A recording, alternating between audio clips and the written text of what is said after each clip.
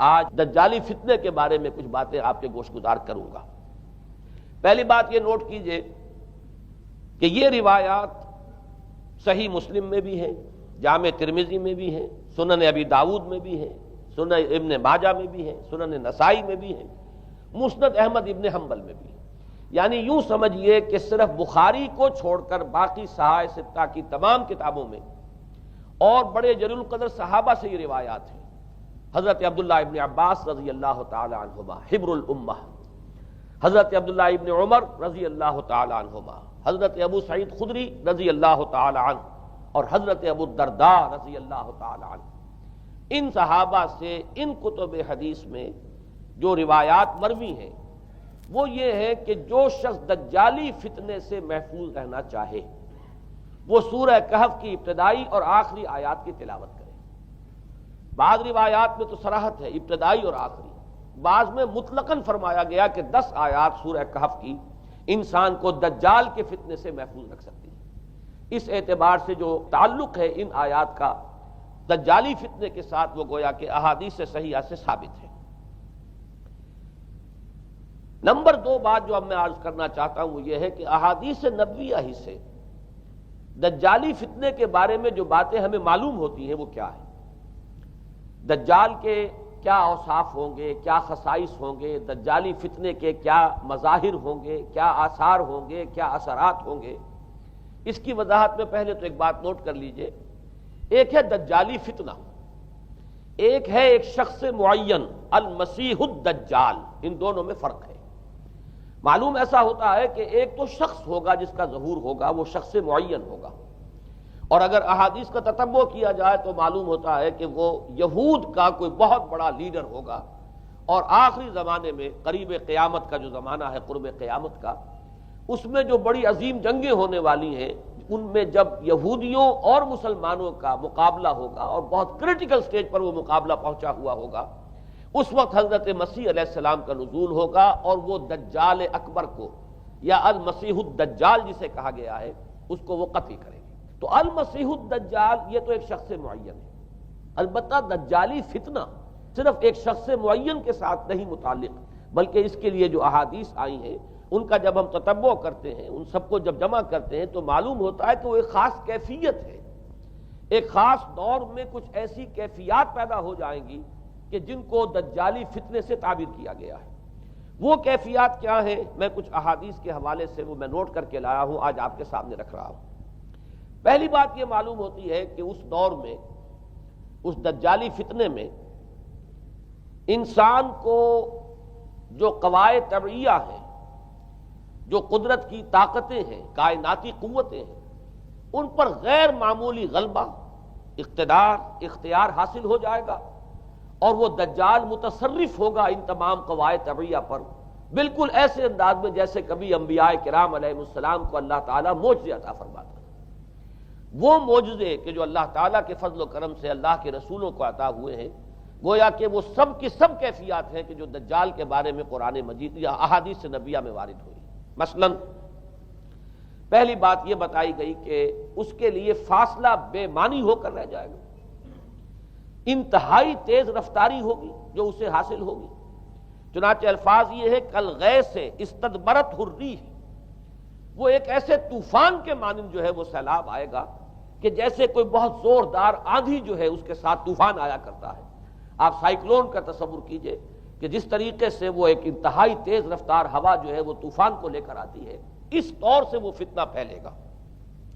ایک اور حدیث میں الفاظ ہیں فلا تدع قریۃ الا حبطتها فی 40 لیلہ، یہ مسلم شریف کی روایت ہے حضرت نواس ابن سمعان رضی اللہ تعالی عنہ سے۔ کوئی قریہ تک نہیں چھوڑے گا دنیا کی کوئی آبادی چھوٹی سے چھوٹی جس میں وہ نہیں پہنچ جائے گا 40 دن کے اندر اندر۔ یہ اس کی تیز رفتاری کا عالم ہوگا، گویا کہ میں تعبیر کر رہا ہوں اسے ان الفاظ سے کہ فاصلہ بے معنی ہو کر رہ جائے گا۔ اسی کے ضمن میں بعض اور روایات آئی ہیں۔ سواری جو ہے اس دجال کی اس کو گدھے سے تعبیر کیا گیا ہے، اس لیے کہ ظاہر بات ہے اس دور میں اور کسی شے کا اگر تذکرہ کیا جاتا ہوائی جہاز کا یا راکٹس کا تو وہ تو لوگوں کی سمجھ میں نہ آتا، اور پہلے انہیں ساری سائنس پڑھانی پڑتی تب وہ الفاظ استعمال کرتے، لہذا وہ اس کا خچر، اس کا جس پر سواری ہوتی ہے۔ لیکن اس کی تیز رفتاری کے لیے الفاظ آئے ہیں کہ اس کا ایک قدم اگر مکے میں ہوگا تو دوسرا قدم شام میں جا کر پڑے گا، اور الفاظ یہ آئے ہیں کہ اس کے دونوں کانوں کے درمیان فاصلہ جو ہے وہ 40 باع کا یعنی 80 ہاتھ کا ہوگا، بلکہ حضرت علی رضی اللہ تعالیٰ عنہ کے خطبے میں جو اس کا بیان ہوا ہے کہ اس کا ایک کان جو ہے وہ 30 ہاتھ لمبا کان ہوگا اس کا۔ ابھی ذرا یہ صرف احادیث آپ سنتے جائیے، پھر اس کے بارے میں ان سب کو جوڑ کر جو ہمیں نتیجہ نکالنا ہے اس پر گفتگو بعد میں ہوگی۔ اسی طرح آواز کا معاملہ کہ اس کی آواز 4 دانگ عالم میں بیک وقت سنی جائے گی۔ الفاظ یہ ہے ینادی بصوت لہو یسمع لہو ما بین الخافقین، وہ ایک ایسی آواز کے ساتھ پکارے گا کہ جسے مشرق و مغرب کے مابین رہنے والا ہر شخص سنے گا۔ اس کی آواز جو ہے گویا کہ وہ تمام فاصلوں کے جو پردے ہیں اس کے لیے وہ حائل نہیں رہیں گے، بلکہ یہ کہ اس کی آواز جو ہے پوری دنیا میں مشرق و مغرب میں بیک وقت سنائی دے گی۔ تیسری بات معلوم ہوتی ہے کہ علاج معالجہ وہ اس انتہا کو اور عمل جراحی اس انتہا کو پہنچ جائے گا۔ یہاں وہ الفاظ آئے ہیں جو قرآن مجید میں حضرت مسیح کے معجزات کے لیے آئے۔ حضرت مسیح کے الفاظ جو ابرئ الاکمہ والابرص، کہ میں مادر ذات اندھے کو اور جو کوڑھ کا مرض تو ان دونوں کو میں ٹھیک کر دیتا ہوں۔ حضرت مسیح علیہ السلام صرف ہاتھ پھیرتے تھے اور مادر ذات جو نابینا ہے، اندھا، بینائی اس کی آ جاتی تھی، اور کوڑھی جو ہے اس کے جسم پر ہاتھ پھیرتے تھے اس کا کوڑھ درست ہو جاتا تھا۔ ابرئ الاکمہ والابرص، وہی الفاظ آئے حدیث میں کہ دجال کو یہ قدرت حاصل ہو جائے گی۔ نمبر 2 یہ کہ وہ یحیی الموتیٰ، جیسے کہ حضرت مسیح کے الفاظ ہیں وہ احیی الموتیٰ، میں زندہ کرتا ہوں مردے کو۔ حضرت مسیح فرماتے تھے ایک مردے کو قم باذن اللہ، اور وہ کھڑا ہو جاتا تھا۔ بالکل اسی طریقے سے دجال کو بھی قدرت حاصل ہو جائے گی کہ وہ مردوں کو زندہ کرے گا۔ مزید وضاحت ایک حدیث میں یہ ہے کہ وہ ایک شخص کو آری کے ساتھ بیچ میں سے چیرے گا، 2 ٹکڑے کر دے گا، پھر سیدھے گا اور زندہ کر دے گا۔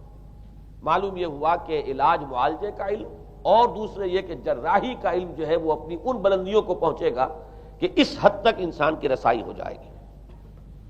چوتھی بات، اس کو زمین اور فضا پر اس قدر غلبہ حاصل ہو جائے گا۔ الفاظ یہ حدیث کے یامر السماء فتمطر، وہ آسمان کو حکم دے گا بارش برسا اور وہ بارش برسائے گا۔ والارض فتنبت، اور زمین کو حکم دے گا کہ فصلیں اگا اور وہ اگائے گی۔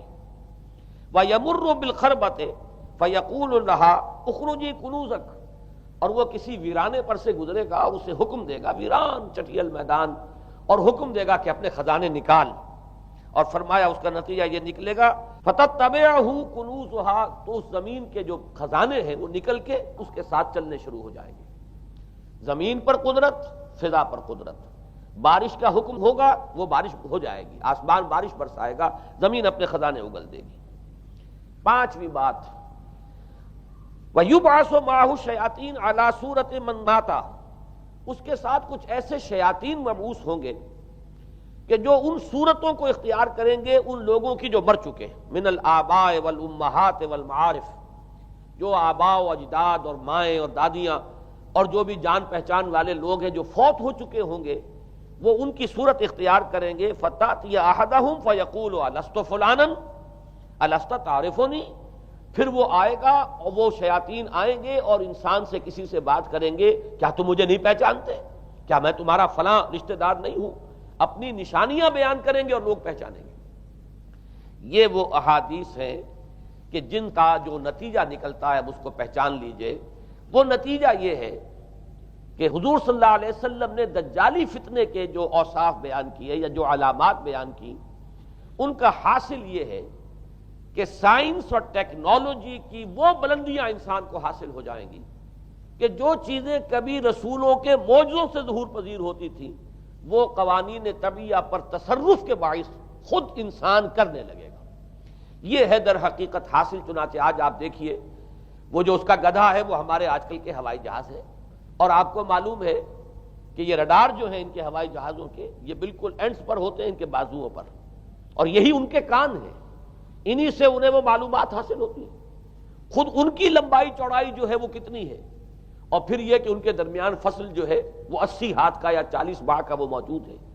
اور جہاز کی ایک اڑان اب تو کہیں بات پہنچ گئی کہ آپ کو معلوم ہے کہ پوری دنیا کے گرد بھی ایک جہاز جو ہے وہ چکر لگا لیتا ہے چند گھنٹوں کے اندر، لیکن یہ ہے کہ عام جو رفتار ہے اس میں بھی ایک پڑاؤ سے دوسرے پڑاؤ تک، ایک جگہ سے جس کو ہاپ کرنا کہتے ہیں، یہ بھی کم سے کم 500-700 میل کا عام طور پر سفر جو ہے وہ جہاز طے کر رہا ہے۔ اسی طریقے سے ہماری جو سائنس کی، خاص طور پر جو طبی سائنس ہے، اب اس میں جس طریقے سے کہ زندہ رکھا جاتا ہے انسانوں کو، اور وہ ویجیٹیبل چاہے کہا گیا ہے ان کو ہیومن ویجیٹیبلز، لیکن یہ کہ دل کی دھڑکن بھی چلائے جا رہے ہیں، خوراک بھی پہنچا رہے ہیں، آدمی جو ہے وہ زندہ سال ہر سال تک زندہ پڑا رہتا ہے۔ اور یہ کہ سرجری بعض جانوروں پر تو یہ بات ہو چکی ہے کہ کاٹے گئے ہیں اور پھر ان کو سی دیا گیا ہے، جوڑ دیا گیا ہے، یہ تمام جو بھی معجزے ہیں اس وقت سائنس دکھا رہی ہے۔ اسی طرح اگر یہ معجزہ دیکھنا ہو کہ زمین لق و دق زمین، جہاں کہیں کوئی آثار نہیں تھے کسی ایک پتے تک کے اگنے کے، اگر وہاں لہلہاتے ہوئے آپ کو چمن دیکھنے ہو تو ویسے سب سے پہلے تو یہ معاملہ ہوا تھا اسرائیل نے جو کر کے دکھایا تھا، لیکن اب تو آپ ابو ظبی چلے جائیے، سعودی عرب میں چلے جائیے۔ سعودی عرب کے اندر حال یہ ہے کہ آپ اگر ہوائی جہاز سے سفر کریں ریاض سے جدہ تک تو آپ کو جگہ جگہ بڑے سرکولر پیچز نظر آئیں گے جہاز سے، نہایت گرین، اور اس کے اندر جو ہے آرٹیفیشل اریگیشن کے ذریعے سے، اور بہت عمدہ وہاں کاشت ہو رہی ہے، اور بہت خوبصورت فارمز جو ہیں وہ تمام کے تمام سرکولر پیچز، اس لیے کہ جو اریگیشن ہوتی ہے وہ ان ویلز کے ذریعے سے ہوتی ہے کہ جو ایک سرکل میں چلتے ہیں اور پانی کی وہ آرٹیفیشل بارش جو ہے وہ ہوتی رہتی ہے۔ باقی یہ کہ فضا سے آرٹیفیشل رین، یہ تو بہت ہی سادہ سی بات ہے کہ فضا کے اندر ایٹماسفیرک کنڈیشنز کو ذرا تبدیل کیا جائے تو بارش آ جاتی ہے۔ اور باقی رہ گیا آواز کا یہاں سے وہاں جانا، وہ تو آواز ہی نہیں، اب تو آپ صورتیں دیکھ رہے ہیں۔ آپ کو نیو یارک میں بیٹھا ہوا خطاب کرے، آپ پوری دنیا کے اندر جہاں چاہیں، وہ آل ورلڈ اینٹینا آپ کے پاس صرف ہونا چاہیے، باقی یہ کہ آپ دنیا کے کسی بھی گوشے میں بیٹھے ہوئے کسی شخص کا خطاب جو وہ سن سکتے ہیں۔ تو معلوم یہ ہوا کہ در حقیقت یہ جو دجالی فتنہ ہے، یہ جس کے اوصاف جو بیان کیے گئے، ابھی میں اس کو لفظ فتنہ سے تعبیر نہیں کر رہا، اسے جس چیز نے فتنہ بنایا وہ ابھی میں آپ سے عرض کروں گا، لیکن یہ جتنے اوصاف حدیث میں آئے ہیں، جتنی صفات بیان ہوئی ہیں، جو کوائف وہاں سامنے آ رہے ہیں، ان سب کا حاصل تو ایک لفظ میں یہ ہے کہ سائنٹیفک ڈیولپمنٹ اور ٹیکنالوجیکل ڈیولپمنٹ وہ اس درجے کی ہو جائے گی کہ قواعد طبیعہ پر، فورسز آف دی نیچر پر انسان کو تصرف اور تسلط حاصل ہو جائے گا، اور وہ انہیں استعمال کرے گا، اور اس طریقے سے اس کے اندر وہ ساری کی ساری کیفیات جیسے کہ آج ہم دیکھ رہے ہیں اپنی نگاہوں کے سامنے وہ پیدا ہو جائیں گی۔ اب سوال یہ ہے کہ اس شے کو فتنہ کس چیز نے بنایا، یہ بات سمجھ لیجئے۔ جہاں تک سائنسی ترقی کا تعلق ہے، تکنیکی ترقی کا تعلق ہے، یہ چیزیں فی الاصل فتنہ نہیں ہے، یہ تو وہ علم آدم الاسماء کلہا کا ظہور ہے۔ اللہ تعالیٰ نے ازل میں حضرت آدم علیہ السلام کو جو صلاحیت عطا فرما دی تھی، یہ ایکسفولیشن ہے اس کا ظہور ہے۔ جیسے کہ آم کی گٹھلی میں آم کا درخت ہے، لیکن ظاہر بات ہے کہ اس کو درخت بننے میں وقت لگتا ہے، پہلے وہ 2 پتے نکلتے ہیں، پھر وہ بڑھتا ہے معاملہ، کئی سال میں جا کر وہ درخت جو ہے وہ جوان ہوگا اور وہ پھل دے گا۔ اسی طریقے سے یوں سمجھیے کہ بالقوہ وہ علم حضرت آدم علیہ السلام کو دے دیا گیا تھا، یعنی وہ صلاحیتیں ودیت کر دی گئیں، وہ فیکلٹیز، سمع اور بصر اور فؤاد، دیکھو سنو نتیجہ نکالو اور آگے بڑھو۔ آپ نے چیز دیکھی، ایک سنی، نتیجہ نکالا، اس کو نوٹ کیا، آگے بڑھے، پھر کوئی چیز دیکھی، پھر کوئی سنی، اپنے سابق جو نتیجہ آپ نے نکال کر محفوظ کیا تھا اپنی میموری میں، اس کے ساتھ اس کو ٹیلی کیا، کوئی اور نتیجہ نکل آیا اور آگے بڑھے۔ تو یہ تو سٹیپ بائی سٹیپ، قدم با قدم انسانی علم آگے بڑھ رہا ہے۔ یہ ہرگز فتنہ نہ ہوتا، میرے الفاظ پر توجہ کیجئے، اگر اس کے ساتھ متوازن طور پر ایمان اور روحانیت کا ارتقا بھی ہوتا رہتا، اگر اس کے ساتھ اللہ کی معرفت، اللہ کی محبت، آخرت کا ایمان، منزل انسان کی جو ہے وہ آخرت ہے، دنیا نہیں ہے، اگر یہ چیزیں ساتھ کے ساتھ ہوتی تو یہ ہرگز فتنہ نہیں۔ فتنہ در حقیقت اسے جس نے بنایا ہے وہ یہ ہے کہ کچھ ایسے اسباب ہوئے ہیں، اور وہ اسباب آج مجھے بیان کرنے کہ در حقیقت موجودہ عیسائیت اس کا سب سے بڑا سبب ہے۔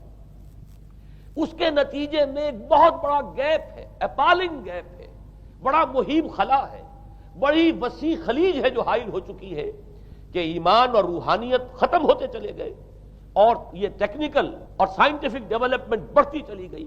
ان دونوں کے درمیان جو مہیب خلا پیدا ہوا ہے اس نے اسے فتنہ بنا دیا ہے، اور عظیم ترین فتنہ بنا دیا ہے۔ ورنہ اگر اس کے ساتھ ہی اللہ پر ایمان، آخرت پر ایمان اور انسان کے اندر ایمانی کیفیات، اس کی روحانی کیفیات اگر یہ بھی برقرار رہتی بلکہ اس کے ساتھ متوازن طور پر ان کو ترقی کرنا چاہیے تھی، تو یہ ہرگز فتنہ نہیں ہے۔ تو پہلی بات یہ سمجھ لیجئے کہ اگرچہ دجالی فتنے کے جو صفات، اس کے اوصاف، اس کی علامات، اس کے مظاہر جو بھی حدیث کے ذریعے سے ہمیں معلوم ہے، جس کا میں نے ابھی آپ کے سامنے تذکرہ کیا، وہ سب در حقیقت تعبیر ہے اس دور کا جو محاورہ ہے، اس دور کی جو زبان ہے، اس دور میں جن الفاظ سے گفتگو کی جا سکتی تھی، اس دور کے ایڈیم میں آج کی جو سائنٹیفک اور ٹیکنالوجیکل ترقی ہے گویا کہ اس کی تعبیر کی گئی ہے کہ وہ دجالی فتنہ ہوگا۔ لیکن اس شے کو فتنہ بنانے والی شے در حقیقت یہ ہے کہ ایک بہت بڑی خلیج حائل ہو چکی ہے ایمان اور روحانیت اور دوسری طرف سائنٹیفک اور ٹیکنالوجیکل ڈیولپمنٹ میں،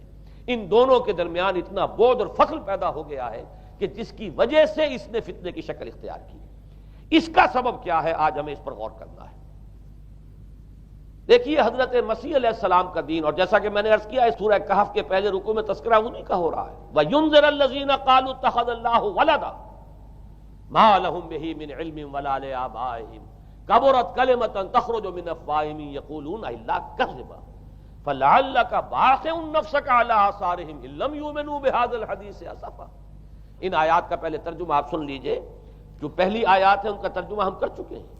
کل حمد اس اللہ کے لیے ہے جس نے اپنے بندے پر کتاب نازل فرمائی اور اس میں کوئی کجی نہ رکھی، جو بالکل سیدھی ہے اور خبردار کرتی ہے ایک ایسی بڑی عظیم اور مہیب جنگ سے کہ جو خاص اللہ کی طرف سے ہوگی، اور بشارت دیتی ہے مومنین کو جو نیک عمل کریں کہ ان کے لیے بہت بڑا اور بہت عمدہ اجر ہے۔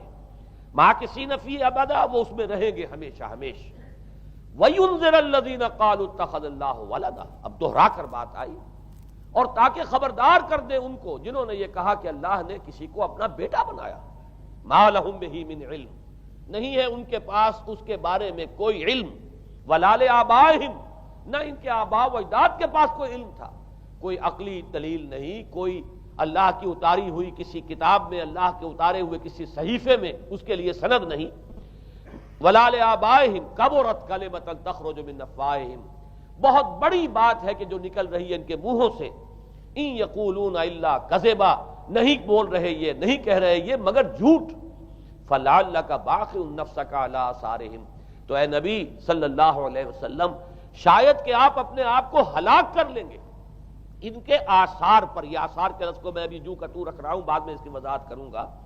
ان لم یؤمنوا بهذا الحدیث اسفا، اگر یہ لوگ ایمان نہ لائے اس حدیث پر، یہ حدیث قرآن، اس پر اگر یہ ایمان نہ لائے، جیسے کہ وہاں فرمایا گیا تھا اگر رحمت خداوندی میں داخل ہونا ہے اے بنی اسرائیل تو یہ شاہدرہ ہے رحمت خداوندی کا قرآن حکیم، آؤ اور داخل ہو جاؤ۔ یہاں پر ان عیسائیوں کو متنبہ کیا جا رہا ہے اگر وہ اس حدیث پر، یہ حدیث اللہ، اللہ کی کتاب، احسن الحدیث کتابا متشابہہ فَبِأَيِّ حَدِيثٍ بَعْدَهُ يُؤْمِنُونَ، اگر اس اللہ کی حدیث پر، اللہ کی کتاب پر یہ ایمان نہ لائے تو جو ان کے آثار ہوں گے، جو نتائج نکلیں گے، ان پر اے نبی شاید کہ آپ اپنے آپ کو صدمے اور رنج اور غم سے ہلاک کر لیں۔ یہ ہے در حقیقت وہ آیات کے جن میں تذکرہ ہو رہا ہے عیسائیت کا، لیکن عیسائیت سے مراد کیا ہے اسے سمجھیے۔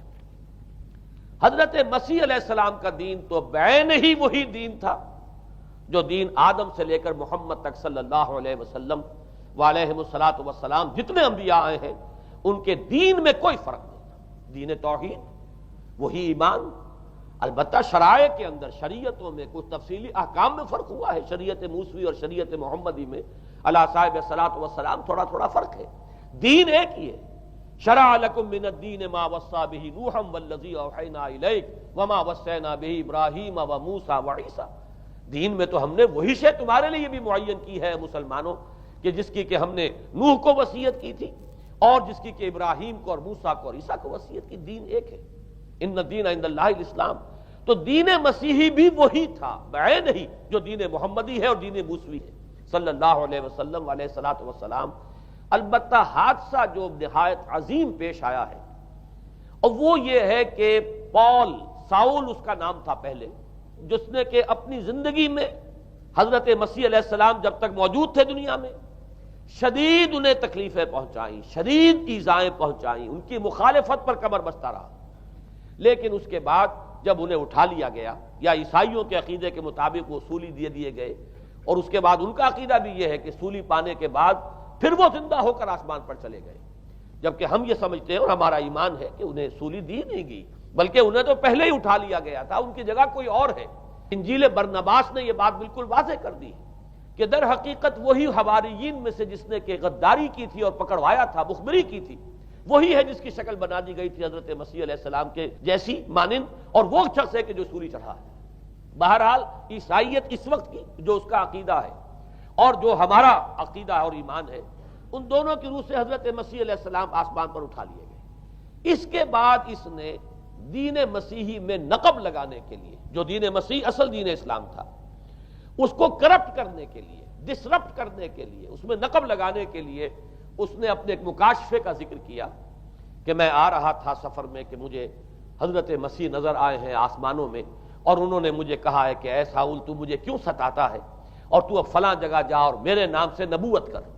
اس کے بعد اس نے لبادہ اوڑھا عیسائیت کا، اور اس نے آ کر جس طرح عبداللہ ابن سبا نے محمد الرسول اللہ صلی اللہ علیہ وسلم کے دین میں نقب لگائی، اسی طریقے سے اس شخص نے دین مسیحی میں نقب لگائی۔ فرق یہ ہے کہ دین محمدی صلی اللہ علیہ وسلم، چونکہ یہ آخری دین تھا، اب کوئی اور رسول آنے والا نہیں تھا، اللہ تعالیٰ کی طرف سے اس دین کو، اس شریعت کو ایک پروٹیکشن حاصل ہے، لہذا ایک جزو کی حد تک گمراہی جو ہے پھیل سکی، کل پر محیط نہیں ہوئی۔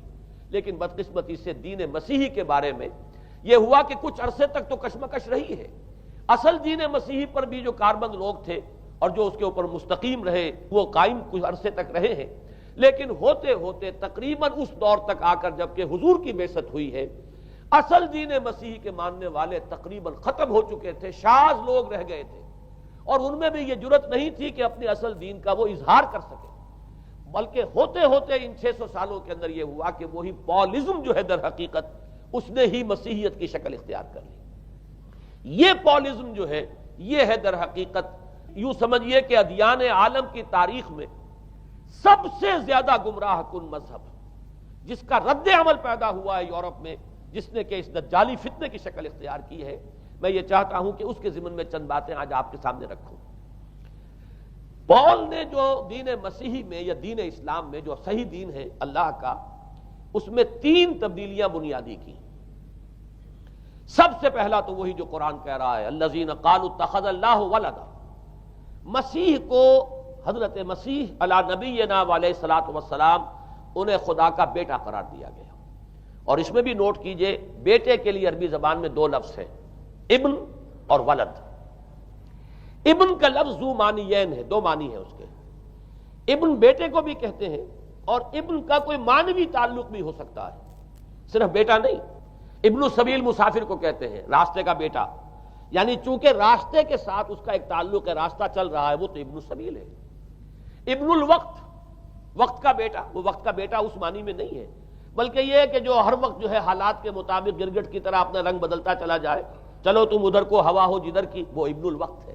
تو ابن الوقت اسی طریقے سے جو میں نے دوسری مثال دی ہے، ان کو اگر آپ سامنے رکھیں گے تو معلوم یہ ہوا کہ ابن کے تو دونوں معنی ہو سکتے ہیں، لیکن ولد یہ بالکل مخصوص ہے اولاد کے معنی میں۔ ولد یہ تو گویا کہ صلبی اولاد، اور عیسائیت وہ ہے مذہب کہ جس نے کہ بدترین شرک کی صورت اختیار کی ہے، اور ان کے ہاں عقیدے میں یہ الفاظ ہیں کہ مسیح اللہ کا، خدا کا صلبی بیٹا ہے، تاکہ کوئی شک نہ رہ جائے کہ کوئی اور نسبت ہے جسے ابن سے تعبیر کیا گیا، کوئی اور تعلق ہے جس کے لیے یہ لفظ اختیار کیا گیا، صلبی کا لفظ استعمال کیا گیا ہے کہ یہ خدا کا صلبی بیٹا ہے۔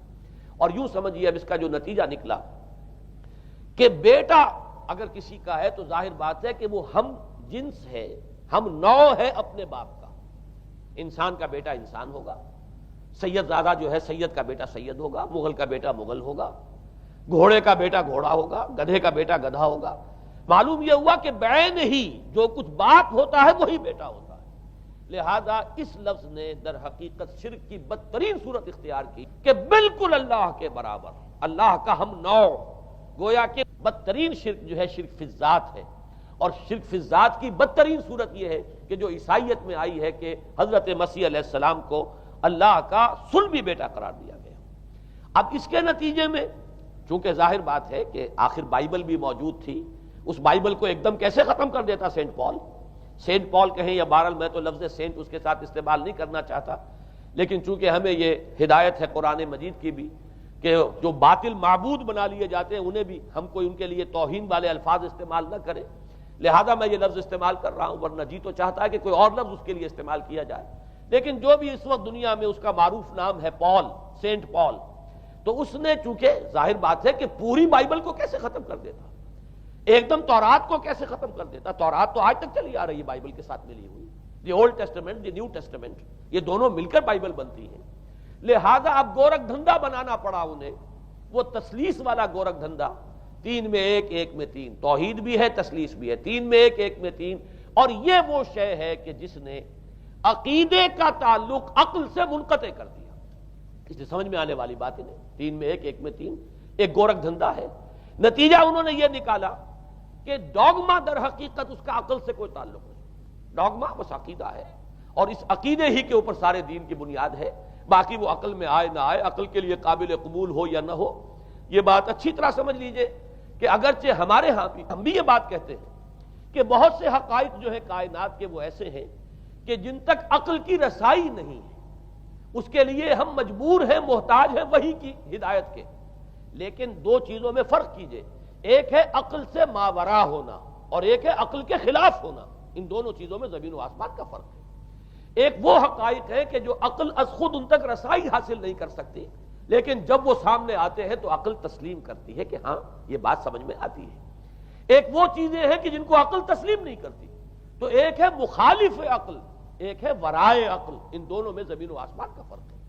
ہمارے دین میں تو عقل کو اپیل کیا گیا ہے، لعلکم تعقلون، لعلہم یعقلون، اولو الالباب الذین یعقلون۔ اب ظاہر بات ہے کہ عقل کو ہاتھو برہانکم ان کنتم صادقین، لاؤ دلیل اپنی، تو دلیل سے عقل سے اپیل کی گئی، اور اس میں وہ رشتہ جو میں نے کئی مرتبہ بیان کیا علامہ اقبال کے اشعار کے حوالے سے کہ عقل گو آستاں سے دور نہیں، اس کی قسمت میں پر حضور نہیں، اور گزر جا عقل سے آگے کہ یہ نور چراغ راہ ہے، منزل نہیں ہے، منزل تک تو عقل نہیں پہنچائے گی لیکن راستہ تو دکھاتی ہے، اور جب کہ وحی کی روشنی سامنے آتی ہے تو عقل اس کی تصدیق کرتی ہے۔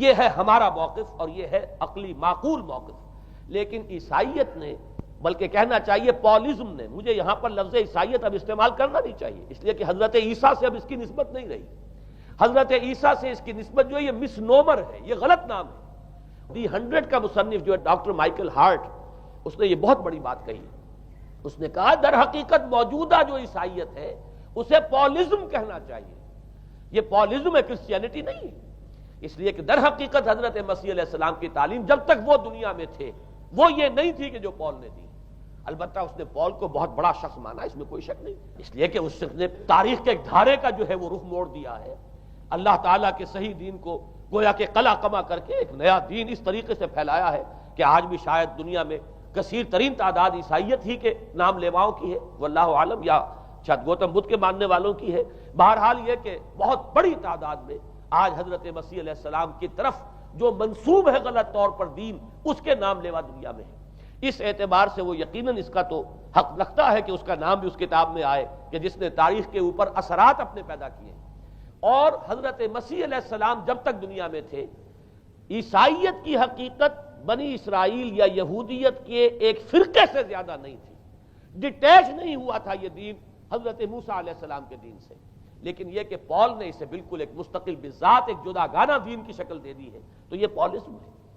پالزم نے در حقیقت سب سے پہلا کام یہ کیا کہ عقل سے بالکل تعلق منقطع کر دیا، عقیدہ ڈوگما جو ہے وہ خلاف عقل، جو بات عقل میں آئے نہ آئے بس ماننی ہے۔ تو پہلی تو یوں سمجھیے کہ نقب جو لگی ہے دین کے اندر وہ اس تثلیث کے حوالے سے، اور تثلیث کا گورکھ دھندا خلاف عقل، لہذا ڈوگما کی جو کا لفظ جو استعمال ہوا ہے کہ بس اس کو تو ہم مانیں گے چاہے وہ عقل کے لیے قابل قبول ہو چاہے نہ ہو۔ دوسرا، اس سے بھی زیادہ آپ دیکھیے ایک سے ایک بڑھ کر اینٹ رکھی جا رہی ہے، خشت اول چونے حد میں مار کج تاثریا میر ود دیوار کج۔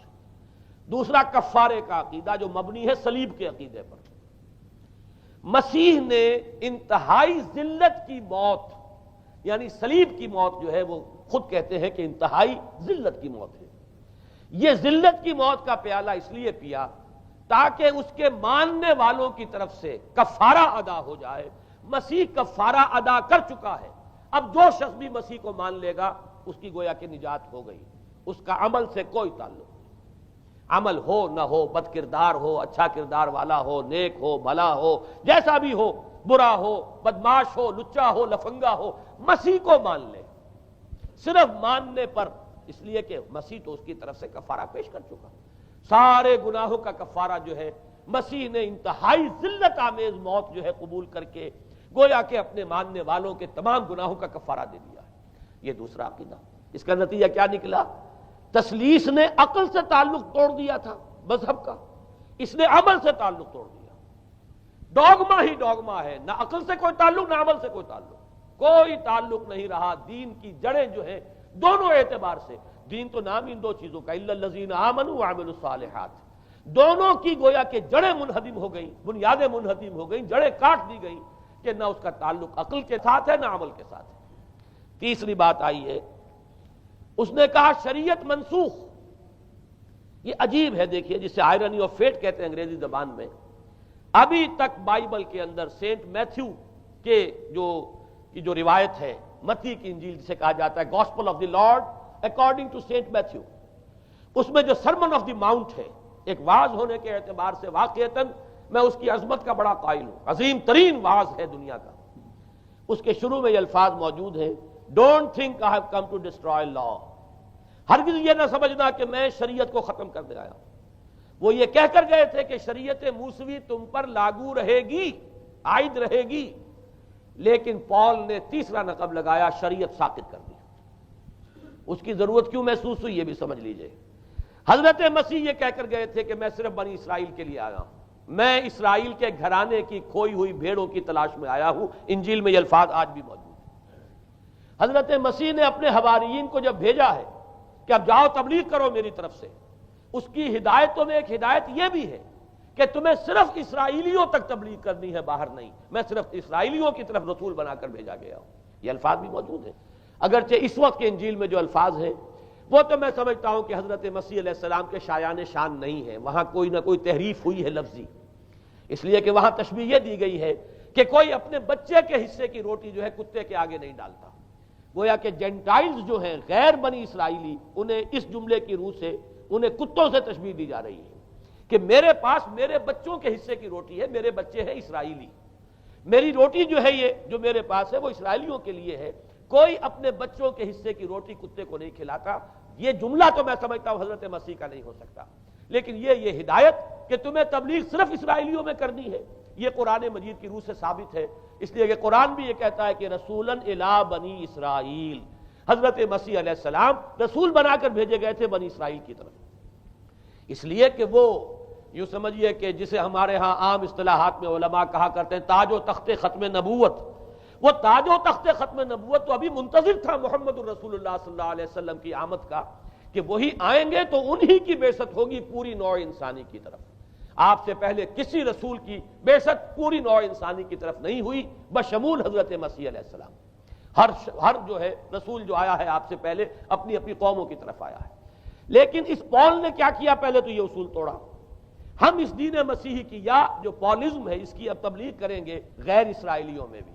وہاں انہیں دقت پیش آئی، شریعت موسوی بڑی بھاری شریعت ہے، اب وہ بھاری شریعت جو ہے اس کو قبول کرنا تو لوگوں کے لیے آسان نہیں ہے۔ انہوں نے یہ کیا کہ یہ شریعت تم پر ساقط، شریعت کا بوجھ تم پر نہیں، برڈن آف لا یہ تمہارے لیے نہیں ہے۔ اور میں یہاں مثال دے دینا چاہتا ہوں، بین ہی تاریخ نے اپنے آپ کو دہرایا ہے۔ عبداللہ ابن سبا نے جو فتنہ شروع کیا تھا ہمارے ہاں، ہماری تاریخ میں جو اس کے اثرات پھر پیدا ہوئے ہیں، ان میں سے ایک جو ہے وہ شکل وہ اسماعیلیت والی ہے، کہ اسماعیلیت نے بھی بین ہی یہی شکل اختیار کی ہے۔ ہندوستان میں آ کر جب اسماعیلی داعیوں نے جب تبلیغ کی ہے تو شریعت ساقط کر دی۔ آج آپ کو جو اسماعیلی ملیں گے ان کے ہاں کوئی شریعت نہیں ہے، کوئی نماز نہیں، مسجد ان کی ہوتی نہیں، جماعت خانہ ہوتا ہے، وہ کلب گھر ہے، آتے ہیں جمع ہوتے ہیں، کھانا کھاتے ہیں، اللہ اللہ خیر صلی اللہ کو باتیں چیتیں کرتے ہیں، ان کے اوپر شریعت ہے ہی نہیں، نہ روزہ ہے نہ نماز ہے۔ اور بین ہی وہی جو اختیارات میں ابھی آپ کو بتاؤں گا کہ جو پوپ کے ہیں، وہی ان کے امام حاضر کے اختیارات ہیں۔ بہرحال تیسری نقب جو میں نے عرض کیا آپ سے وہ یہ تھی کہ شریعت منسوخ، اس کا نتیجہ کیا نکلا؟ اب دیکھیے ذرا غور کیجئے، ایک بہت بڑا خلا پیدا ہو گیا، وہ خلا کون پر کرے گا؟ شریعت کے بارے میں سارے اختیارات اب پوپ کو حاصل ہیں۔ وہ جس چیز کو چاہے حلال کر دے، جس چیز کو چاہے حرام کر دے، جس چیز کو چاہے قرار دے دے کہ یہ ممنوع ہے، جس چیز کی چاہے اجازت دے دے، اس لیے کہ اب شریعت تو رہی نہیں، خلا ہے، اس میں سوالات تو پیدا ہوں گے، یہ کام کیا جائے یا نہ کیا جائے، کون کرے گا؟ تو جب شریعت ختم ہوئی تو سارا اختیار پوپ کے ہاتھ میں آ گیا ہے۔ یہ میں بعد میں ذرا اور تفصیل سے بتاؤں گا کہ کیسے کیسے اختیارات پھر مذہبی طبقے کے ہاتھ میں آئے ہیں۔ اس کے نتیجے میں تاریخ انسانی میں ورسٹ فارم آف تھیوکریسی پیدا ہوئی۔ تھیوکریسی کسے کہتے ہیں؟ جو آج کی اصطلاح میں گالی ہے، تھیوکریسی۔ قائد اعظم کے جملے آپ نے کئی پڑھے ہوں گے، اسلام میں کوئی تھیوکریسی نہیں ہے، مذہبی طبقے کی حکومت نہیں ہے اسلام میں، اور 100% درست ہے۔ تھیوکریسی کہتے ہیں ایک مذہبی حلقے کی، مذہبی طبقے کی حکومت، اس کے ہاتھ میں اختیارات آ جائے۔ اور قرآن مجید میں اسی وجہ سے ان کے اوپر الزام لگایا گیا، اتخذوا احبارهم ورهبانهم اربابا من دون اللہ، انہوں نے اپنے علماء اور صوفیوں کو اللہ کے سوا اپنے معبود بنا لیا۔ حضرت عدی ابن حاتم رضی اللہ تعالیٰ عنہ جب ایمان لائے، یہ حاتم طائی جو مشہور ہے سخاوت میں، ان کے بیٹے ہیں، قبیلہ طے سے ان کا تعلق ہے، حاتم طائی تو طے سے ہے، ان کے بیٹے عدی ہیں، یہ عیسائی تھے۔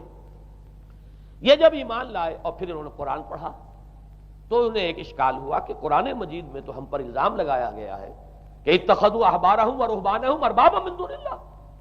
تو عرض کیا انہوں نے، ڈرتے ڈرتے عرض کیا ہوگا حضور کی خدمت میں کہ حضور یہ بات تو کچھ درست نہیں معلوم ہوتی، ہم نے تو کبھی اپنے علماء اور رہبان کو خدا نہیں سمجھا، وہ اس مغالطے میں تھے کہ جب تک سجدہ نہ کیا جائے شاید خدا نہیں مانا گیا۔ حضور نے پوچھا کیا ایسا نہیں ہے کہ جس چیز کو وہ حلال کہہ دیں تم حلال مان لیتے ہو، جس چیز کو حرام کہتے ہیں حرام مان لیتے ہو؟ جی ہاں یہ تو ہے، یہی تو فرمایا اربابا من دون اللہ ہے۔ تحلیل و تحریم کا اختیار صرف اللہ کے ہاتھ میں، یا اللہ کے نمائندے کی حیثیت سے اس کے رسول کے پاس ہے جس کو وحی آتی ہے، اس کے بعد کسی کو اختیار نہیں ہے۔ اجتہاد کر سکتا ہے لیکن اجتہاد کے لیے دلیل دینی ہوگی، نص سے، کتاب اللہ سے کوئی دلیل لاؤ، سنت رسول اللہ سے کوئی دلیل لاؤ، استنباط کرو، عقل سے بات کرو، لیکن یہ ہے کہ تحلیل و تحریم یہ خدائی اختیار ہے، اللہ کے ہاتھ میں اس کا اختیار ہے، اور اللہ کے نمائندے کی حیثیت سے زیادہ یہ اللہ کے رسولوں کے ہاتھ میں اختیار آتا ہے، اس کے علاوہ کسی کے لیے نہیں۔ کسی اور کے لیے یہ مان لیا گیا تبھی تو ان کو خدا بنا لیا گیا۔ اسی معنی میں آج کی جمہوریت جو ہے وہ بدترین شرک ہے کہ یہاں یہ تسلیم کیا جاتا ہے کہ ساورنٹی جو ہے وہ عوام کی ہے، ساورنٹی آف دی پیپل۔ کیا معنی ہے؟ کہ عوام کے نمائندے جو چاہیں قانون بنا دیں، جس چیز کو چاہیں حلال ٹھہرائیں، جس چیز کو چاہیں حرام ٹھہرائیں، ان کے پاس حلت و حرمت کے جو پورے اختیارات ہیں ان کے پاس آ گئے۔ یہی تو خدائی مقام ہے، خدا کا مقام دے دیا گیا، اس سے بڑا شرک کیا ہوگا؟ در حقیقت حاکمیت غیر اللہ اس دور کا سب سے بڑا شرک ہے۔ تو وہاں یہ حق جو ہے دے دیا گیا علماء کے ایک طبقے کو، پوپ کو، تو گویا کہ تاریخ انسانی کی بدترین تھیوکریسی، بدترین مذہبی استبدادی حکومت قائم ہوئی ہے یورپ میں۔ اس کے حوالے سے میں کچھ تاریخی حوالے بھی اب آپ کے سامنے رکھ دوں۔ دیکھیے جب تک پال نے یہ کام شروع کیا ہے تو تقریباً 3 صدیوں تک تو یہ صرف ایک مذہبی تبلیغ کا کام ہوا ہے۔ انہوں نے کوششیں کی، محنتیں کی، پیغام پہنچایا، اور جیسا کہ میں عرض کر چکا ہوں اس وقت تک گڈمٹ تھے، پال کے ماننے والے بھی تھے اور حضرت مسیح کے جو اصل صحابہ تھے جو ان کے حواریین تھے ان کے ماننے والے بھی تھے، لہذا کشمکش ان کے اندر بھی چل رہی تھی۔ لیکن ظاہر بات ہے کہ حضرت مسیح کے اصل حواریین وہ تو اول تو یہ کہ اپنی گفتگو رکھ رہے تھے محدود بنی اسرائیل تک، نمبر 2 یہ کہ انہوں نے تو شریعت کو ساقط نہیں مانا۔ جنگل کی آگ کی طرح جو مسیحیت پھیلی ہے وہ پالزم والی مسیحیت ہے، اس لیے کہ اس میں تو کوئی شریعت کا کوئی بوجھ نہیں، کوئی حلال نہیں، کوئی حرام نہیں، کوئی نماز نہیں، کوئی روزہ نہیں، لہذا یہ تیزی کے ساتھ پھیلی ہے۔ اور 300 برس تک تو ایک کشمکش جو ہے جاری رہی، انہوں نے تبلیغیں کی، مصائب جھیلے، کشمکش اندر بھی چلی باہر بھی چلی۔ لیکن اس کے بعد قیصر روم کانسٹنٹائن، قسطنطین جسے کہتے ہیں، جس کا یہ قسطنطنیہ ہے، کانسٹنٹائن، اس نے یہ محسوس کیا بالکل اکبر کی طرح، جیسے اکبر نے محسوس کیا تھا کہ میری مملکت کے اندر یہ مذہبی تصادم جو ہے یہ سب سے بڑی یوں سمجھیے کہ انسٹیبلٹی کا سبب ہے، لہذا ان تمام مذہبوں کو ایک ہاون دستے میں ڈال کے کوٹ پیس کر ایک بناؤ. وہ جو دین اکبری یا دین الہی جو اس نے کیا تھا اس سیاسی مصلحت کی وجہ سے کہ یہ ہندو مسلم تصادم اور دوسرے مذاہب کا ٹکراؤ جو ہے وہ ہندوستان کو ایک سیاسی وحدت اور ایک اپنی سیاسی عظمت کی طرف پیش قدمی کرنے کا جو راستہ ہے اختیار کرنے سے روکتا ہے. لہذا یہ کام کیا جائے. یہی قسطنطین نے کیا. اس نے جب دیکھا بڑی کشمکش چل رہی ہے اس نے خود عیسائیت اختیار کر. عیسائیت کون سی اختیار کی؟ پالیزم والی. ظاہر بات ہے اس کے لیے بھی اصل عیسائیت اختیار کرنا جو ہے مشکل تھا. پالیزم والی. اور اس کے بعد یہ اب اسٹیٹ کی جو مشینری تھی، جو طاقت تھا، جو دباؤ تھا، اس کے حوالے سے اب یہ مسیحیت جو ہے پورے رومن امپائر کے اندر اب یہ بڑی تیزی کے ساتھ جس کو کہنا چاہیے اس کا ایک نظام قائم ہوا اور جو مذہبی طبقہ تھا اس کا اقتدار مستحکم ہو گیا. اس کے باوجود 200 برس اور گزرے. یونان چونکہ بہت بڑا مرکز تھا علم کا، فلسفے کا، سائنس کا، حکمت کا. آپ کو معلوم ہے یہ تمام ارسطو ہو، افلاطون ہو، یہ سب یونان کے ہیں. ارشمیدس ہو، یہ تمام کے تمام جو بھی ہے تو سائنس اور فلسفہ دونوں اس کا گہوارہ یونان تھا. یونانی حکما اعتراض کرتے تھے. لہذا سن 529 اس کو نوٹ کر لیجئے. جسٹینین ایک قیصر تھا اب قسطنطین کے 200 برس بعد. اس نے اپنی پوری مملکت میں فلسفہ اور سائنس کی تعلیم حرام قرار دے دی. کوئی نہ فلسفہ پڑھ سکے گا نہ سائنس. جو فلسفہ پڑھے گا اس کو مرتد قرار دے دیا جائے گا اور زندہ آگ میں جلا دیا جائے گا. انکوزیشن کورٹس قائم ہوئی. وہ صرف مذہبی عدالتیں اس لیے قائم ہوتی تھی کہ جس کے بارے میں معلوم ہو جائے کہ یہ فلسفہ پڑھتا ہے یا یہ سائنس پڑھتا ہے. اس لیے کہ فلسفہ اور سائنس دونوں جڑ کاٹتے ہیں اس ڈوگما کی. وہ ڈوگما جو پالیزم والا ڈوگما ہے اس کی جڑ کھودنے والی ہیں دونوں چیزیں. اور چونکہ وہ دونوں عقل کو اپیل کرتی ہیں، یہ ڈوگما عقل کے متضاد ہے. لہذا مذہب کا تحفظ اسی طرح ہو سکتا ہے کہ اب ان دونوں کو بالکل ممنوع قرار دے دیا جائے. یوں سمجھیے کہ تقریباً 1000 برس تک یورپ میں، چونکہ سب سے بڑی امپائر یہی تھی، یورپ میں فلسفہ اور حکمت اور یہ سائنس کی تعلیم ممنوع رہی. یہ ہے در حقیقت سب سے پہلا کام جو جسٹینین نے کیا 529 میں. اس کے بعد آگے چل کر پوپ کا جو اقتدار ہے وہ اتنا زبردست بنا ہے. پوپ کو اختیار حاصل ہو گیا جس چیز کو چاہے وہ قانون کا درجہ دے دے. اس لیے کہ شریعت تو ہے نہیں، خلا پوپ کون کرے گا؟ پوپ کو کرے گا. پوپ کو اختیار حاصل ہو گیا وہ جس کے گناہ چاہے معاف کر دے. اب دیکھیے اگرچہ ویسے تو گناہ پہلے ہی معاف ہو گئے کہ جس نے مسیح کو مان لیا گناہ تو معاف ہو گئے اگلے پچھلے سب. لیکن یہ کہ پھر بھی ایک خلش رہ جاتی ہے انسان کے دل میں، چونکہ ایک اخلاقی حص انسان کے اندر اللہ نے پیدا کی ہوئی ہے. جب کوئی شخص کرتا ہے، کوئی بدکاری کرتا ہے، کوئی چوری کرتا ہے، ڈاکہ ڈالتا ہے، تو وہ جو ایک کانشنس ہے وہ جو پرک کرتا ہے اس کو بھی ختم کرنے کے لیے اگر پوپ یا کارڈینل یا اس کے کسی نمائندے کے سامنے جا کر اعتراف گناہ کر لو اور کچھ اس کی مٹھی گرم کرو، کچھ ہدیہ پیش کرو، تو توبہ نامہ، معافی نامہ تمہیں دے دیا جائے گا. اور وہ جو چیز ہے وہ تمہارے لیے سند ہے کہ کوئی تم سے باز پرس تمہارے گناہ کی نہیں ہو سکے. پھر ان کی قیمتیں تھیں، ان کے لیے بڑی بڑی جو ہے ہدیے مقرر کیے گئے تھے. تیسری چیز بائبل کا اول تو یہ کہ مفہوم جو ہے وہ کوئی سند نہیں ہے، اس لیے کہ بائبل ہانٹ کر رہی تھی نا. اولڈ ٹیسٹمنٹ بھی ہے، یہ حضرت مسیح کی یہ 4 انجیلیں بھی ہیں، یہ تعلیم کچھ اور ہے. لہذا بائبل جو ہے وہ سند نہیں ہے. سند پوپ کا جو ہے فرمان وہ سند ہے. بائبل کی شرح کرنے کی، بائبل کی طرف سے کوئی دلیل لانے کی کسی کو کوئی حق حاصل نہیں. یہ جبر تھا، یہ تشدد تھا یورپ میں. یہ وہ دور تھا جب کہ اسلام پھیل رہا تھا. میں نے اس لیے آپ سے کہا تھا، نوٹ کرایا آپ کو، 529 میں جسٹینین کا یہ فرمان ہے.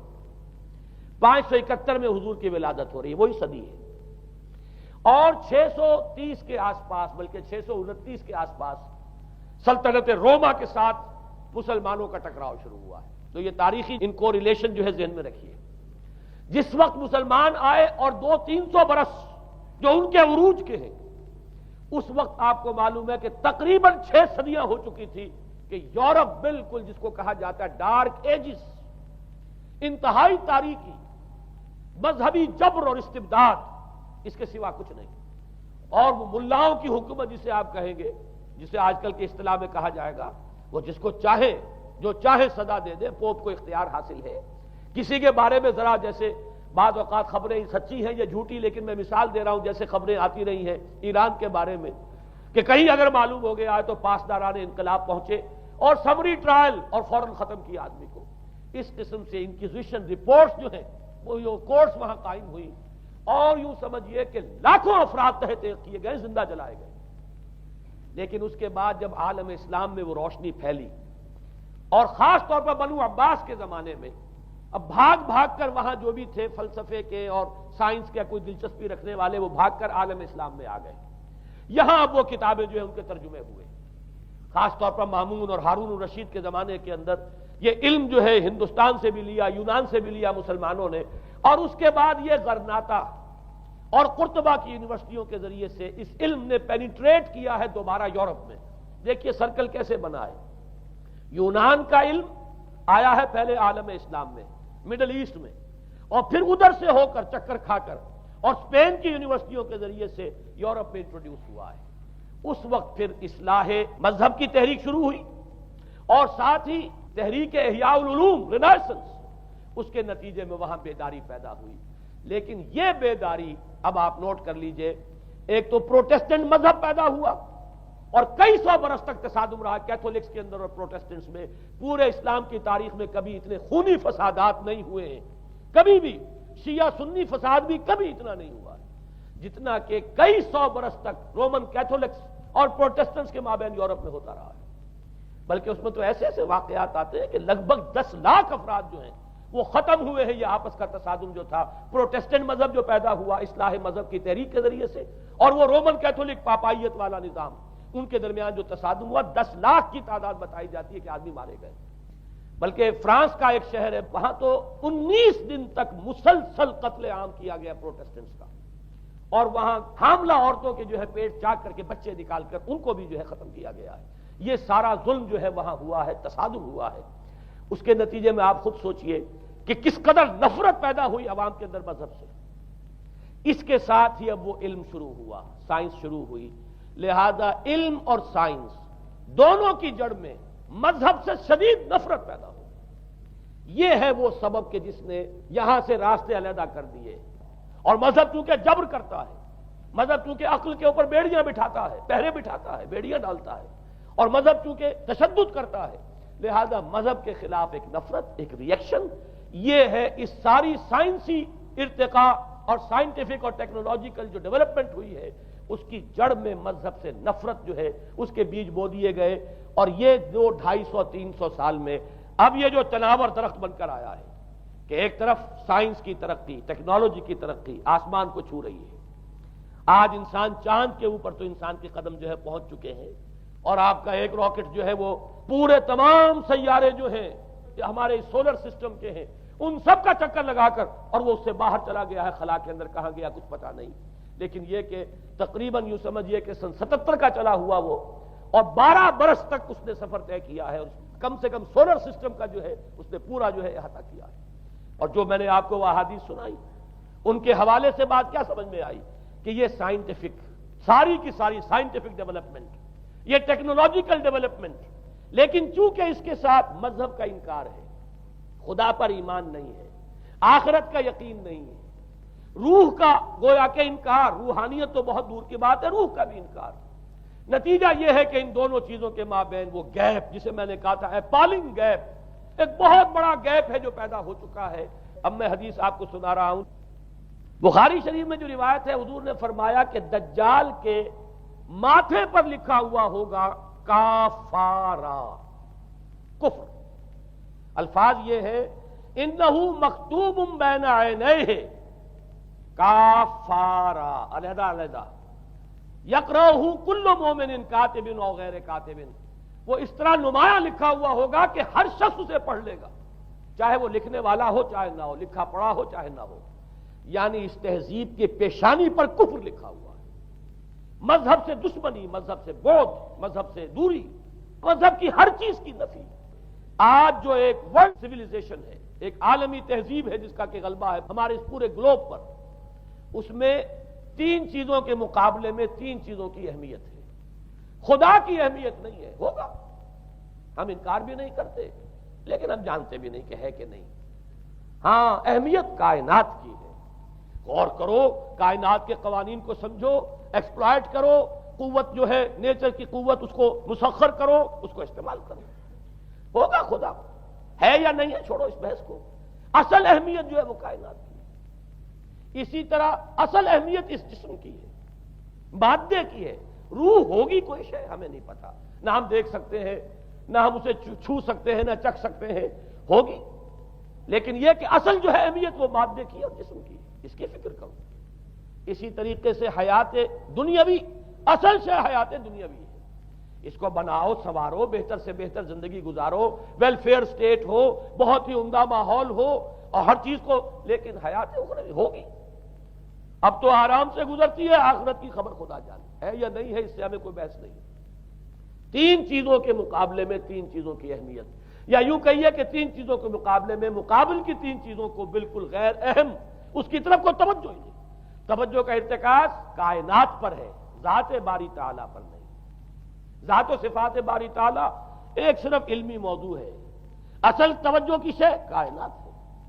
روح ہوگی کوئی شے، اصل شے جسم ہے اور مادہ ہے۔ حیات اخروی ہمیں نہیں پتا، کسی نے واپس آ کر خبر نہیں دی مرنے کے بعد، لہذا ہم نہیں کہہ سکتے ہے کہ نہیں ہے۔ البتہ یہ کہ حیات دنیا بھی تو ہے، اس کو مضبوطی کے ساتھ تھامو، اس کو بہتر بناؤ۔ توجہ کا اصل ارتکاز حیات دنیاوی پر ہے۔ یہ ہے وہ گلوبل سویلائزیشن جو در حقیقت یورپ سے ابری، اور یورپ سے ابری ہے، اس کی بنیاد میں مذہب کی دشمنی موجود تھی، جو رد عمل تھا در حقیقت اس پاپائیت کے نظام کا جو پولزم کے ذریعے سے دنیا میں قائم ہوا۔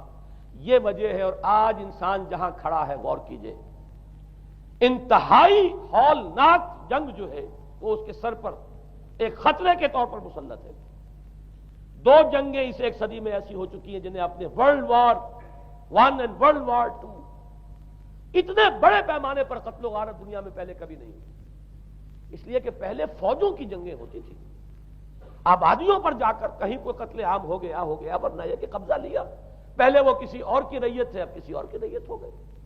آیا بابر آیا، اس نے پانی پت کے میدان کے اندر ابراہیم لودھی کو شکست دے دی، دلی میں آ کر اس نے کسی کا خون نہیں بہایا، بس وہ آ کے تخت پر قابض ہو گئے۔ کہیں کہیں ہوئے ہیں فتنے، یا پھر عذاب الہی آتے رہے ہیں کہ رسولوں کے انکار کی سزا کے طور پر قومیں نسیہ منسیہ کی گئی ہیں، لیکن جنگیں جو دنیا میں ہوتی تھی، وہ جنگوں کا معاملہ جو ہے وہ اس نوعیت کا ہوتا تھا، وہ فوجوں کے درمیان ٹکراؤ ہوتا تھا، میدان جنگ میں کشتوں کے پشتے لگتے تھے، لیکن اس کے بعد نہیں ہو گیا، کہیں کسی نے بہت غصہ نکال لیا۔ لیکن اس صدی میں اب جو جنگیں ہوئی ہیں اس سے تو ملک کے ملک تہس نہس ہوئے ہیں، آبادیاں ختم ہوئی ہیں، اور جو تیسری جنگ ہوگی یہ جان لیجئے، آخر انسان کب تک اسے ٹالے گا؟ رشیا کے بارے میں یہ سمجھنا کہ وہ پیچھے ہٹ گیا ہے، پشپائی اختیار کر لی، اس نے بہت بڑی حماقت ہے۔ وہ در حقیقت اب ڈپلومیسی کی راہ سے سپریمیسی چاہتا ہے، لہذا تصادم تو ہو کر رہنا۔ مولانا مناظر حسن گیلانی رحمۃ اللہ علیہ کے خیالات جو ہیں وہ مجھے اس سورہ کہف کے ابتدائی آیات کے ضمن میں مجھے ان سے اتفاق ہے، اور بہت سی چیزیں ان سے ماخوذ ہیں۔ اسی طریقے سے جو حدیث اب میں آپ کو بتا رہا ہوں، میرے سامنے اس کا متن نہیں ہے، مولانا حامد میاں رحمۃ اللہ علیہ انہوں نے مجھے یہ بتایا تھا کہ جو میں نے جمع کیے ہیں حالات و واقعات، قیامت سے پہلے جو حالات و واقعات پیش آنے والے ہیں، جن کی پیشین گوئی احادیث میں ہیں، ان سے معلوم ہوتا ہے کہ ایک بہت بڑی خوفناک جنگ ہوگی، اتنی بڑی خوفناک جنگ، اور ان کے الفاظ یہ ہے کہ اس میں دونوں فریق جو ہوں گے ان میں بڑی تعداد عیسائیوں کی ہوگی، ادھر بھی ادھر بھی، ایک طرف البتہ عیسائیوں کے ساتھ مسلمان بھی ہوں گے، یہودی بھی ہوں گے، اور دوسری طرف خالص عیسائی طاقت ہوگی، اور ان کے درمیان اتنی خوفناک جنگ ہوگی۔ الفاظ ان کے یہ ہیں اس حدیث کے جو انہوں نے مجھے بتائے کہ ایک پرندہ سینکڑوں میل تک پرواز کرے گا اور اسے سوائے لاشوں کے اور کچھ نظر نہیں آئے۔ آپ تصور کیجئے اگر ایٹامک وار ہو جاتی تو یہی ہوگا، تہس نہس ہو جائے گا معاملہ، ختم ہو کر رہ جائے گی چیز۔ اور یہ چیز جو ہے یہ بہرحال یہ جتنا کچھ پائل اپ کیا گیا ہے، یہ ڈسٹرکٹیو فورس، سائنس کی یوں سمجھیے کہ معراج اب یہی ہے۔ اب تو سٹار وارز کی باتیں ہو رہی ہیں کہ صرف زمین پر نہیں، باہر بھی یہ جنگیں ہمیں لڑنی پڑیں گی، لیکن یہ کہ اس کا کیا حال ہوگا۔ امریکہ میں ایک پکچر تیار کی گئی تھی، دی ڈے آفٹر غالباً اس کا نام ہے، اس میں ایک نقشہ دکھایا گیا ہے اس قدر ہولناک کہ یہ 100 اور اونچی منزلہ عمارتیں جو ہے یہ ایسے جیسے کہ کچے گھروں سے ہوتے ہیں، ایسے وہ پگھل کر رہ جائیں گی، اور یوں سمجھیے کہ انسان جو ان کے اندر ہوں گے ایک ایک منزل کے اندر، ایک ایک ایسی 100 منزلہ عمارت کے اندر ہزاروں آدمی ہوتے ہیں، جیسے کہ کوئی ایسی کالونی ہو کوئی ان کی چیونٹیوں کی، اور اس پوری کالونی کو آپ اپنے پاؤں سے مسل دیں، ایسے انسانوں کا حال ہوگا اگر وہ جنگ ہو جاتی جس کا نقشہ کھینچا گیا ہے۔ یہ ہے در حقیقت وہ بات کہ جو مولانا مناظر حسن گیلانی فرما رہے ہیں ان آیات مبارکہ میں، وَيُنذِرَ الَّذِينَ قَالُوا اتَّخَذَ اللَّهُ وَلَدًا، تاکہ خبردار کر دے یہ قرآن ان لوگوں کو جنہوں نے کہا ہے کہ اللہ نے بیٹا بنایا، بدترین شرک کا جنہوں نے ارتکاب کیا، اور اسی ولدیت مسیح کے عقیدے سے وہ ساری کرپشن جو ہے دین خداوندی کی، دین مسیحی کی اصل جو دین تھا اس کی جو ہوئی ہے، اور اس کے نتیجے میں آج نوع انسانی وہاں کھڑی ہے۔ اسی لیے آیت نمبر 2 میں فرمایا وَيُنذِرَ بَأْسًا شَدِيدًا مِّن لَّدُنْهُ، تاکہ خبردار کر دے ایک بہت بڑی جنگ سے۔ ہمارے اکثر مفسرین نے یہاں پہ ایک بہت بڑا عذاب کہہ کر جو ہے وہ گزر گئے ہیں، لیکن واحد یہ لفظ ہے قرآن مجید کا یہ مقام ہے جہاں لفظ باس آیا ہے، اور مولانا مناظر حسن گیلانی نے بحث کی باس تو جنگ کو کہتے ہیں، قرآن مجید میں جہاں بھی یہ لفظ آیا جنگ کو کہتے ہیں۔ تو ایک بہت بڑی ہولناک جنگ جس کے لیے فرمایا من لدنہ، یہ تمہارے اپنے پیمانوں پر نہیں آئے گی، یہ تمہارے حساب کتاب میں نہیں آ سکتا جو ڈسٹرکشن ہوگی۔ جیسے کہ آپ علم لدنی کہتے ہیں، ایک علم وہ ہے جو جانے بوجھے طریقے سے حاصل کیا جاتا ہے، ایک علم لدنی ہے جو خاص اللہ تعالیٰ اپنے کسی بندے کو عطا فرما دے۔ اس جنگ کی جو ہلاکت خیزی ہے وہ تمہارے حساب کتاب میں آنے والی نہیں ہے۔ لِيُنذِرَ بَأْسًا شَدِيدًا مِّن لَّدُنْهُ وَيُبَشِّرَ الْمُؤْمِنِينَ الَّذِينَ يَعْمَلُونَ الصَّالِحَاتِ أَنَّ لَهُمْ أَجْرًا حَسَنًا مَّاكِثِينَ فِيهِ أَبَدًا۔ البتہ اللہ تعالیٰ بچائے گا اپنے اہل ایمان بندوں کو جو نیک عمل پر بھی قائم۔ اب میں وہ حدیثیں آپ کو سنا دوں، میں نے پہلے بخاری کی حدیث آپ کو سنا دی کہ اس پورے فتنے کے معلوم ہوگا کہ اس کی دونوں آنکھوں کے مابین کافارا لکھا ہوا ہے کفر، گویا کہ یہ سمبل ہے، یہ علم ہے، یہ علامت ہے اس جدید موجودہ تہذیب کی، کفر، الحاد، مادہ پرستی، خدا کا انکار، آخرت کا انکار، روح کے وجود کا انکار۔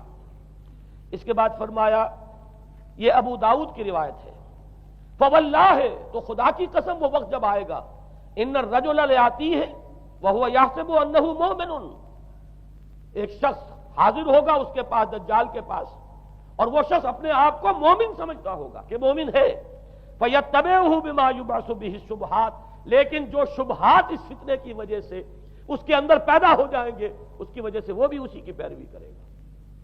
آج آپ عالم اسلام کا نقشہ دیکھ لیجئے، ذہنوں کے اندر جو شبہات ہیں، ایمان کے بارے میں یقین کی کیفیت کتنوں کو حاصل ہے، وہی ساری ہماری بھی ویلیوز ہیں، وہی مادی تہذیب جو ہے، آج ہم بھی اسی کے پیروکار ہیں، سمجھتے ہیں اپنے آپ کو مسلمان، سمجھتے ہیں مومن، لیکن ذرا تجزیہ کیجئے۔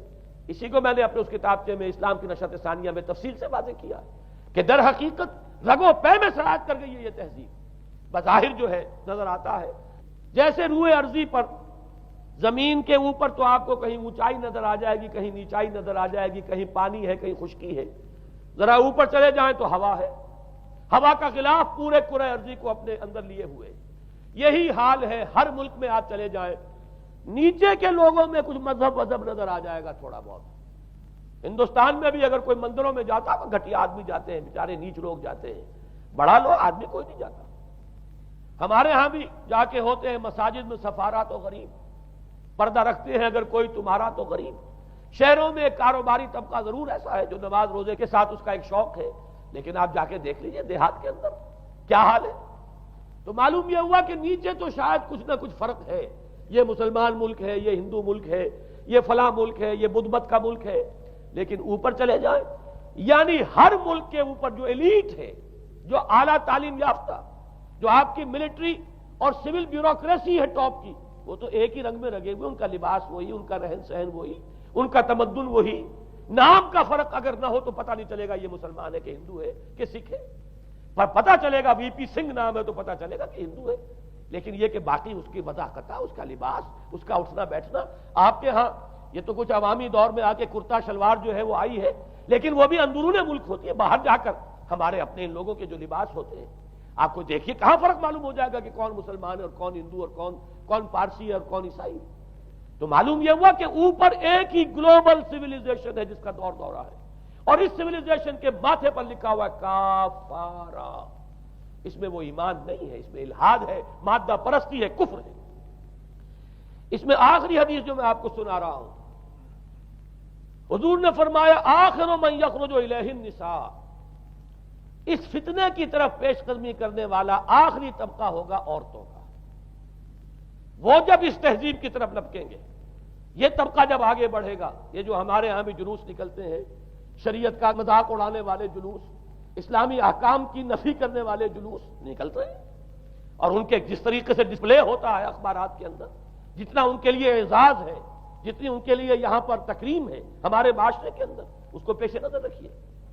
آخر من یخرج الیہ النساء حتی ان الرجل لیرجع الی امہ و ابنتہ و اختہ و عمتہ فیوثقها رباطا، یہاں تک کہ ایک بندہ مومن کا حال یہ ہو جائے گا کہ وہ دوڑے گا اور کوشش کرے گا اپنی ماں کو، بیٹی کو، بہن کو، پھپھی کو باندھ کر رکھے کہ وہ نکل نہ جائے۔ یہ حال ہو جائے گا کسی شخص کا۔ آج کتنے لوگ بے بس ہو چکے ہیں، اب وہ باندھ کر رکھنے والے بھی گویا کہ ہتھیار ڈال چکے، ورنہ یہ کہ ایک دور تھا کہ کچھ نہ کچھ باندھ کر رکھنے والے تو تھے، لیکن اب تو آزادی کی صورت آئی ہے تو باندھ کر رکھنے والے جو ہے وہ ہار مان چکے ہیں۔ اب تو آپ دیکھیں گے اچھے بھلے نظر یہ آتا ہے، داڑھی رکھی ہوئی ہے، خود جو ہے وہ مذہبی مزاج کے ہیں، لیکن بالکل بے پردہ کو خاتون جو ہے این ان کے اسکوٹر کے پیچھے بیٹھی ہوئی یا ان کے کار کے اندر ان کی برابر کی سیٹ کے اوپر بیٹھی ہوئی جا رہی ہے۔ بے پردگی، یہ اباحیت، ہمارے اخبارات کا جو حال ہے اس کو دیکھیے۔ خدا کے لیے یہ رنگین صفحات بند کرو، لیکن مجال ہے جو کسی کے کان پر جو تک نہیں گئی۔ لہذا حدیث کے الفاظ نوٹ کیجئے، آخر من یخرج الیہ النساء، اس فتنے کی طرف پیش قدمی کرنے میں آخری طبقہ جو ہوگا وہ خواتین کا ہوگا۔ حتی ان الرجل لیرجع الی امہ و ابنتہ و اختہ و عمتہ، یہاں تک کہ آدمی دوڑے گا، پکڑے گا اپنی ماں کو، اپنی بیٹی کو، اپنی بہن کو، اپنی پھپھی کو، اور اسے باندھ کے ہی کوشش کرے گا کہ کہیں وہ اس طریقے سے اس دجالی فتنے کے اندر جو ہے وہ اسی کی پیروی کے اندر گھر سے نہ نکل جائے۔ یہ ہے وہ فتنہ جس کی لپیٹ میں اس وقت پوری دنیا آئی ہوئی ہے۔ اب نوٹ کیجئے، اس فتنے کے لیے اب میں چند باتیں اور کہہ رہا ہوں۔ لغوی بحث کیا ہے؟ دجال کسے کہتے ہیں؟ یہ بنا ہے لفظ دجل سے۔ دجل اور فریب یہ ہماری زبان میں بھی مستعمل، دجل و فریب، دھوکہ دینے والی شے، ملمہ، حقیقت کچھ ہو اوپر کچھ اور پردہ ڈال دیا گیا، یہ دجل ہے۔ گندم نمائی جو فروشی دجل ہے، فریب ہے۔ اسی کے لیے دوسرا لفظ عربی زبان کا جو قرآن میں کثرت سے آیا وہ غرور ہے، دھوکہ۔ اصل میں یہ دنیا دھوکہ ہے جو حیات اخروی کے لیے ایک پردہ بن کر ہماری آنکھوں پر پڑ گیا ہے۔ میں وہ آیات اب آپ کو جلدی سے سنا رہا ہوں۔ فرمایا وَمَا الْحَيَاةُ الدُّنْيَا إِلَّا مَتَاعُ الْغُرُورِ، سورہ آل عمران میں بھی آیت آئی، سورہ حدید میں بھی۔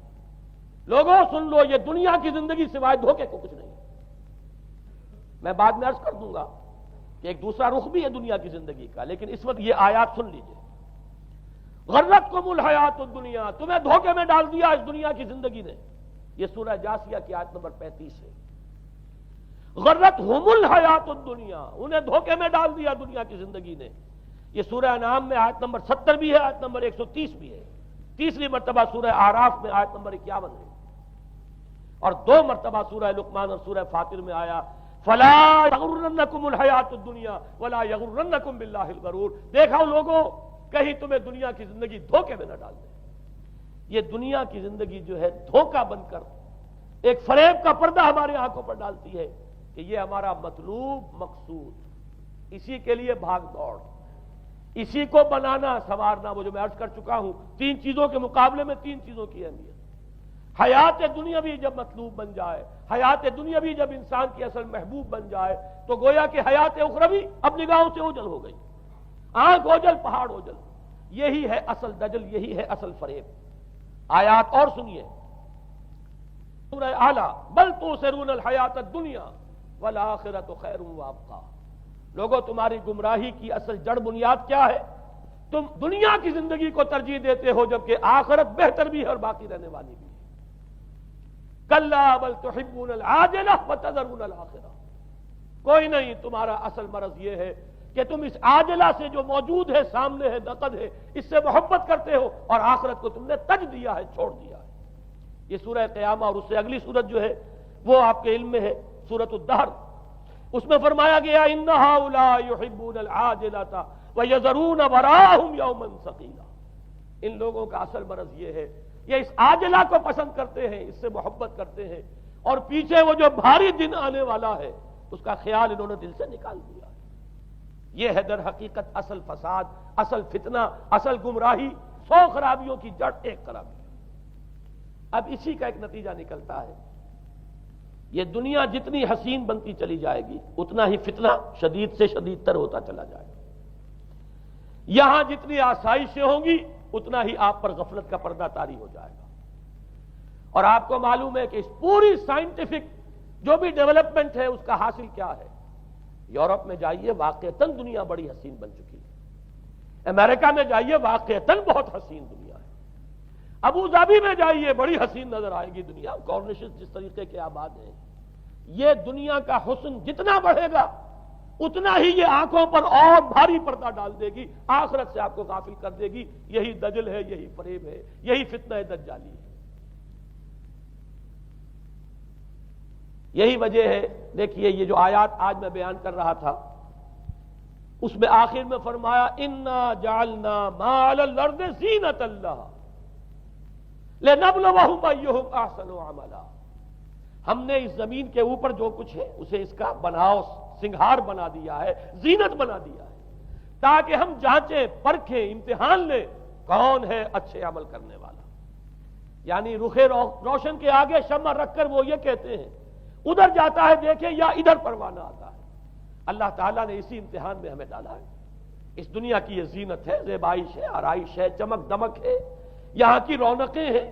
ان کو دیکھ کر آدمی ہل جاتا ہے، انہی کے پیچھے پڑ جاتا ہے. حلال سے، حرام سے، جائز سے، ناجائز سے، صحیح سے، غلط سے، جس طرح بھی ہو یہ رونقیں میں بھی زیادہ سے زیادہ اپنے گھر میں لے آؤں، میں بھی اپنے ہاں وہ آسائشیں فراہم کر لوں، میں بھی یہ تمام چیزیں جو ہے جمع کر لوں. اسی کے لیے انسان اپنا نہ صرف یہ کہ پوری زندگی کا اثاثہ اسی میں انویسٹ کر بیٹھتا ہے بلکہ دیانت، شرافت، ان سب کو بھی داؤ پر لگا دے. انا جعلنا ما علی الارض زینۃ اللہ لنبلوہم ایہم احسن عملا.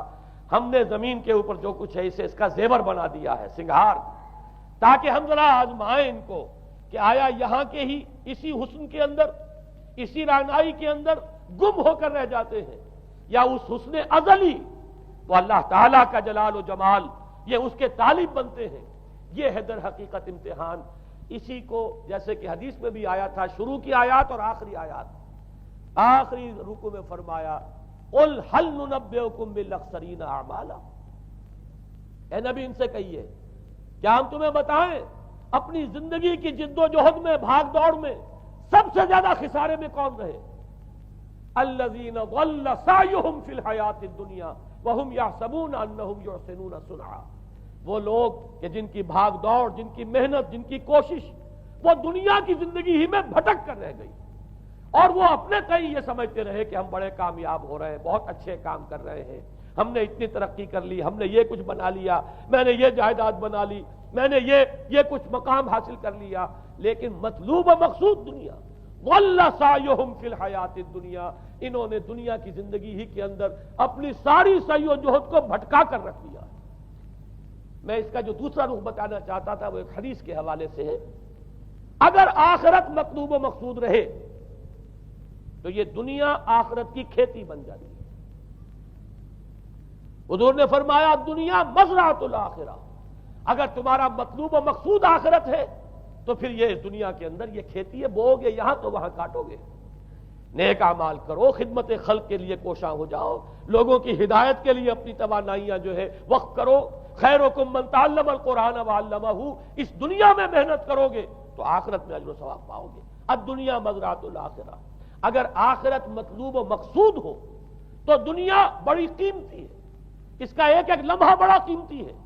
تو حیات دنیا بھی نہ صرف یہ کہ غیر حقیقی نہیں بلکہ بہت قدر و قیمت کی حامل. لیکن اگر پردہ پڑ گیا، آخرت نگاہوں سے اوجھل اور دنیا ہی مطلوب و مقصود، تو یہ دھوکے کی ٹٹی ہے. وَمَا الْحَيَاةُ الدُّنْيَا إِلَّا مَتَاعُ الْغُرُورِ. نہیں ہے دنیا کی زندگی مگر دھوکے کا سامان. غرتہم الحیات الدنیا، غرتکم الحیات الدنیا، لا تغرنکم الحیات الدنیا. دیکھنا یہ دنیا کی زندگی کہیں تمہیں دھوکے میں نہ ڈال دے.